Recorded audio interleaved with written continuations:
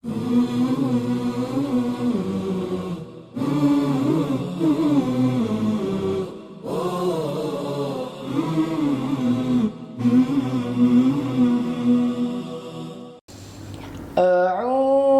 billahi minasy syaithanir rajim. Bismillahirrahmanirrahim. Mathaluhum kamathalil ladzi istawqada naran فلما أضاءت ما حوله ذهب الله بنورهم وتركهم في ظلمات لا يبصرون صم بكم عمي فهم لا يرجعون أو كصيب من السماء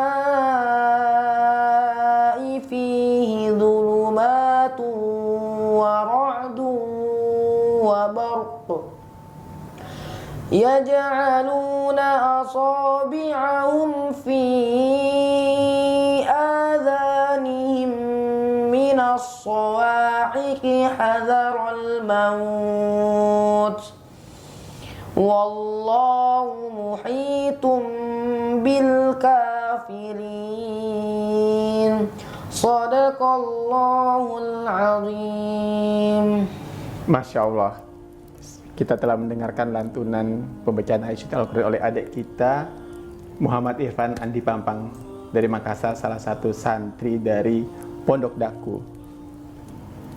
Assalamualaikum warahmatullahi wabarakatuh. Jumpa lagi dengan saya Hasan Sarbini di sini. Kita saat ini sedang berada di Pondok Darul Quran. Pondok Darul Quran yang terletak di Jalan Nagrok 85 Ciwaru, Pesanggeran, Ujung Berung, Kota Bandung. Anda bisa melihat betapa view-nya luar biasa indah di sini ya. Di belakang saya terlihat view gunung. Di depan saya itu adalah view Kota Bandung yang begitu indahnya itu. Ini adalah pondok pesantren di atas pegunungan yang insya Allah siapapun yang kesini akan betah di sini. Bersama saya sekarang, saya bersama salah satu staf pengajar di Rosa Islamiyah di sini, Pak Bambang Prianto. Assalamualaikum Pak Bambang.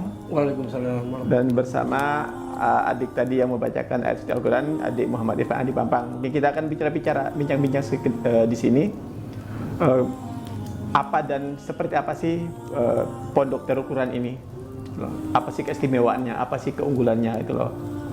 Bagaimana historinya pondok ini? Mungkin saya minta Pak Bambang menjelaskan di sini sejarah berdirinya pondok ini dari awal itu seperti apa. Silakan Bang. Bismillahirrahmanirrahim. Awwalu ma nasta'firul maqala bi dzikri hamdillah ta'ala. Falhamdulillahi ala ma anama yajlib bihi qalbil amal. Summa salatu ba'da wassalamu ala nabiyyi dinihul islamu. Alhamdulillah salaman. Alhamdulillah. Pondok pesantren Darul Quran Bandung ini awal mulanya berdiri kita di kota Tangerang, tempatnya di Kampung Ketapang. Yeah. Kebetulan 2008 saat itu kita buka baru SMP dan SMA. Ya. Waktu itu di awal kita 2008 menggunakan kurikulum Cambridge, ya, yang jadi kurikulum Cambridge itu yang kita menggunakan dari luar negeri.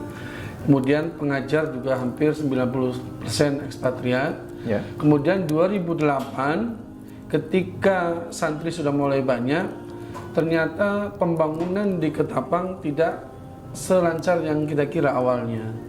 Kemudian 2008 di pertengahan akhirnya kita pindah ke Bandung agar suasana KBM, kegiatan belajar mengajar itu tidak terganggu. Akhirnya kita pindah ke Bandung untuk sementara. Kita stay di Geger Kalong waktu itu di pesantren Darut Tauhid atau di punya Agim atau Abdullah bin Nasjari, kita di sana.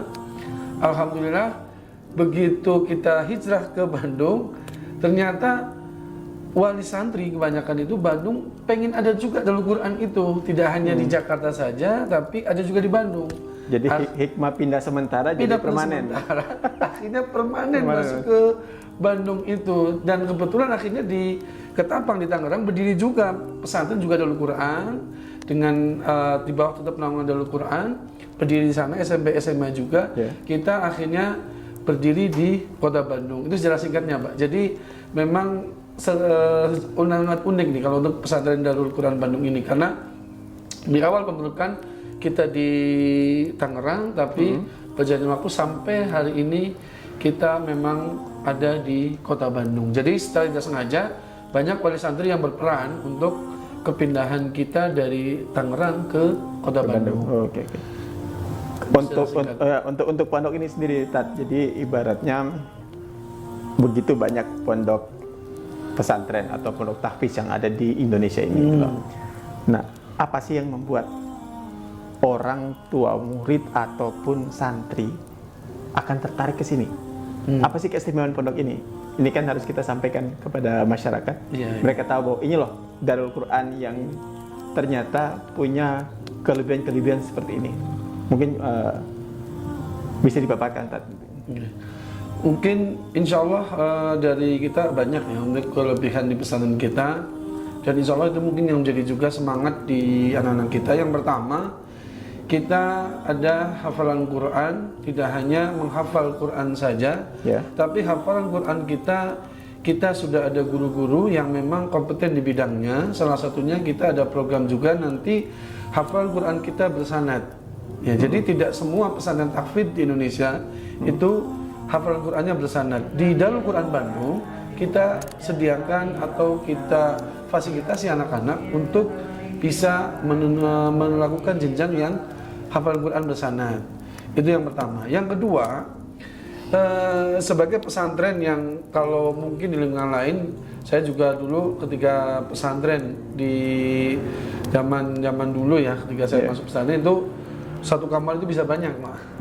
Alhamdulillah di pesantren Darul Quran Bandung kita maksimal dalam satu kamar itu hanya 4 orang, kamar mandi di dalam, dan itu sangat membantu sekali ke anak-anak. Jadi tidak terlalu antri di kamar mandi, nanti juga tempat tidurnya juga anak-anak akan nyaman dan sebagainya. Yang kedua itu jadi fasilitas insya Allah kita lebih baik dari pesantren yang lain. Itu mungkin jadi unggulan juga di kita. Kemudian yang ketiga, pesantren kita alhamdulillah dari 2000 berdirinya pesantren 2008-2009, alhamdulillah kita sudah terakreditasi A. Baik SMP maupun di jenjang SMA. Jadi SMP SMA kita alhamdulillah mendapatkan akreditasi A. Jadi bagi wali santri yang pengen ke dalam Quran tidak usah ragu-ragu lagi bahwa ketika mau melanjutkan ke jenjang perguruan tinggi, ke SMA negeri pun insya Allah ijazah kita sudah terakui semuanya, karena kita menggunakan kurikulum Diknas digabungkan dengan kurikulum Dirasah Islamiyah yang itu mencakup ada pelajaran fikih, hadis dan sebagainya, pembelajaran akhlak dan sebagainya. Ya, jadi yang ketiga adalah kita terakreditasi A. Ya. Kemudian yang berikutnya, alhamdulillah di pesantren kita juga tidak dilakukan lagi untuk berkecimpung di universitas di Indonesia. Alhamdulillah alumni kita sudah ada yang di Al-Azhar Mesir, ada juga yang di Yaman juga ada. Kemudian di perguruan tinggi di Indonesia pun ada yang masuk bukan dari yang spesifikasi agama. Kalau agama mungkin kita tidak terlalu speechless lah ya, tidak terlalu. Ini pendidikan umum mereka mas. Kedokteran, Pak. Jadi kedokteran, ya anak-anak kita masuk ke kedokteran ada 2. Satu Ananda siapa yang Semarang gitu ya? Zen itu masuk ke kedokteran. Yang kedua yang Putri juga masuk di kedokteran dan itu menggunakan jalur Al-Quran. Ya, jadi jalur hafalan kita bisa masuk ke kedokteran. Ada 2 santri kita yang sudah masuk ke kedokteran dengan melalui jalur hafalan Quran. Oh, berarti sekarang universitas itu banyak yang menerima santri berdasarkan ketika dia hafal Al-Quran, sekian juz standarnya dari universitas, dia bisa terima di sana tanpa tes misalnya. tanpa tes, Masya dan Allah. itu masuk ke perguruan, karena memang program banyak sekarang itu program-program di kampus yang memang memfasilitasi teman-teman, karena untuk hafalan Quran itu sudah diakui kan bukan hanya tingkat nasional tapi internasional, bahwa hafalan Quran itu sudah masuk ke jenjang internasional juga. Jadi kalau boleh dibilang piagam-piagam internasional gitu, karena dia sudah hafal Quran 30 juz. Ya, jadi fasilitas, kemudian yang berikutnya mungkin lingkungan yang nyaman ya. Kita di sini di dekat di atas itu ada Gunung Manglayang yang lumayan tinggi, di bawah itu view kota Bandung itu juga kita dapatkan. Boleh dibilang kalau benar yang disampaikan tadi bahwa ketika mungkin wali santri juga beberapa yang ke sini itu pasti betah di sini, nggak pengen pulang lagi, pengen nginep di sini makanya ketika kita malam dan sebagainya. Belum lagi lingkungan kebiasaan di kita yang sudah kita maksimalkan untuk lingkungan habit di pesantren. Kalau untuk ini proses belajar mengajar mereka sendiri, itu per satu kelas itu biasanya diisi oleh berapa siswa, Tat? Nah, itu juga salah satunya. Kita maksimal hanya 20 per kelas. Jadi kita maksimal hanya 20 per kelas. Nanti ketika misalnya 20 per kelas, insya Allah pembelajaran itu akan lebih efektif. efektif ya. Jadi lebih efektif, lebih nyaman ketika anak-anak itu hanya 20 orang maksimal per kelas. Masya Allah. Kalau adik Irfan sendiri sudah kelas berapa sekarang, Dek, di sini? Sekarang alhamdulillah sudah kelas 3 SMA. Ke SMA ya. Gimana suka dukanya, Dek, selama kamu bersekolah di sini? Dari kelas berapa dulu sekolah di sini? Kondisinya lingkungan seperti apa, bisa diceritakan dulu? Kalau saya sih dari kelas 1 SMP ya, dari tahun 2017 itu saya masuk ke pesantren Darul Quran Bandung. Kalau suka dukanya pasti banyak banget. Waktu pertama kali ditinggalkan oleh orang tua ya, Nangis. anak kecil baru lulus SD ditinggalkan orang tua kan bagaimana sedihnya. Pokoknya saya nangis, saya berpamitan. Tapi ya itu udah saya lewatin semua. Sampai sekarang malah saya betah banget di pesantren. Sampai kadang nggak mau pulang. Kadang udah nggak pulang. Ya. Jadi karena lingkungan begitu nyamannya, ini sudah nggak pengen pulang ya? Jadi kalau misalnya Darul Quran sampai bikin universitas, kamu memilih di sini juga? Kalau universitasnya kan kata orang tua kita harus kuliah ya. Jadi saya insya Allah akan ambil jurusan kedokteran di Universitas Negeri PTN Indonesia. Mungkin bisa melalui jalur tahfiz dan sebagainya. Bisa. Lalu kalau untuk ini, Tat, untuk santri-santri di sini, berarti mereka sekolah tahfiz itulah. Ada nggak pendidikan unggul yang diberikan santri, entah dalam hal bahasa kah atau ekstrakurikuler atau apa yang bisa membuat mereka punya daya saing yang lebih baik di kemudian hari nanti? Oke. Kalau alhamdulillah kita kan juga sudah ada kerjasama dengan beberapa lembaga bahasa, salah satunya lembaga bahasa Arab. Kita juga ada kerjasama juga. Jadi memang kita lebih banyak fokus di pembelajaran bahasa itu bahasa Arab biasanya. Kalau untuk di kita, karena nanti ini menjadi dasar biasanya teman-teman yang akan masuk di perguruan tinggi negeri, perguruan swasta atau negeri di luar negeri, biasanya ada kewajiban mereka untuk belajar bahasa. Nah, kita juga ada fasilitas itu untuk memacu pembelajaran di bahasa Arab khususnya. Kemudian di samping keunggulan-keunggulan tadi, kita juga ada keunggulan di bidang dirosah Islamiyah. Ya, salah satunya di pembelajaran akhlak, pembelajaran kitab Quros juga kita juga diadakan di sini. Jadi tidak hanya sebatas menghafal Quran, akademiknya juga, tapi dari segi penguatan akhlak, penguatan ibadah itu juga ada. Saya sampai lupa menyampaikan juga bahwa kita juga di Darul Quran itu memang motto kita adalah Ihya'us Sunnah wa Iqamatul Wajib, yaitu menghidupkan yang sunnah dan mendirikan yang wajib. Jadi kalau yang wajib itu sudah biasa di kita, dan di kita itu ada biasanya Ihya'us Sunnahnya. Jadi menghidupkan sunnah dari mulai duha, tahajud, sama ibadah-ibadah sunnah yang lain itu di Darul Quran, khususnya di Darul Quran Bandung itu diwajibkan. Oke. Berarti kalau untuk program bahasa ini ada misalnya kalau biasa kalau pondok lain itu kan ada namanya Arabic Day, ada English Day, ada nggak di sini juga? Ada. Kita di Language Day, kalau misalkan di sini ada language day atau Yaumul Lugha, itu kita di hari Kamis itu wajib santri itu berbahasa Arab ataupun Inggris ya. Juga insya Allah nanti di program berikutnya adalah di hari Senin. Jadi Senin sama Kamis itu biasanya kita ada program wajib berbahasa.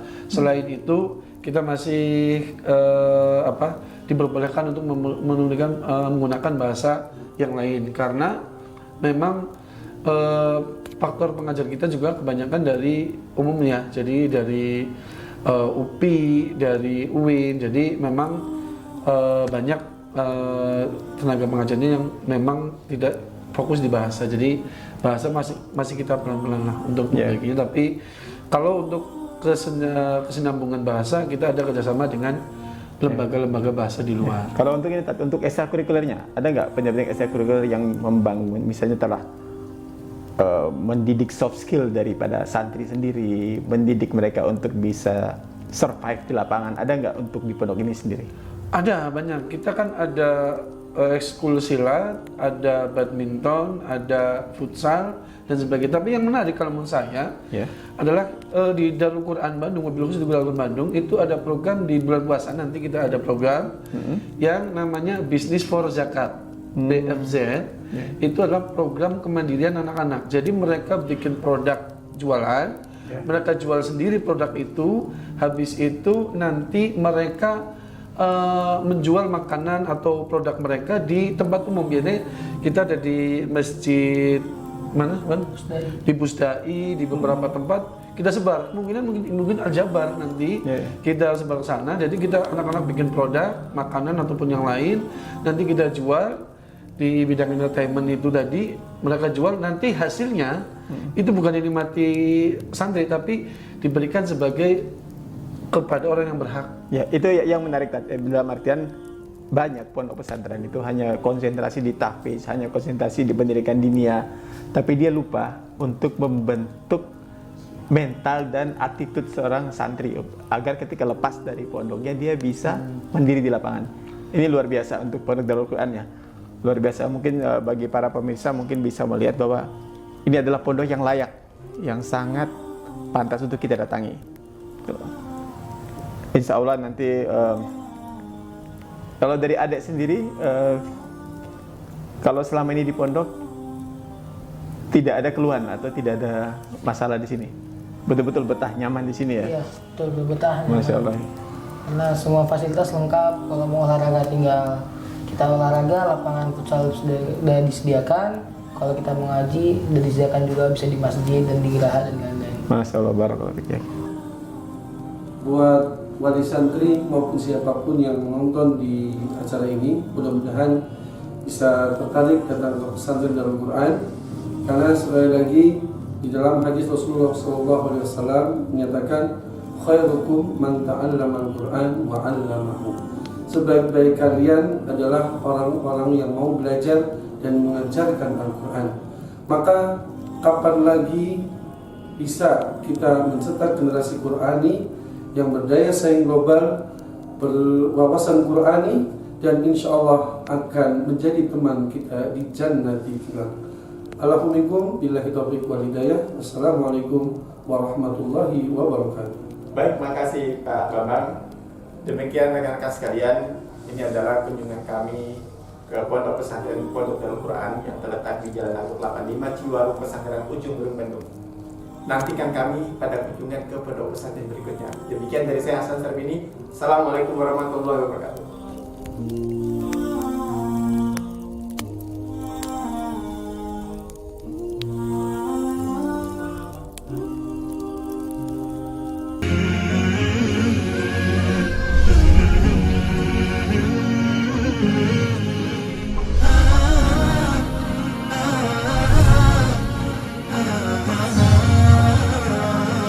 Umat TV, cahaya umat dan bangsa.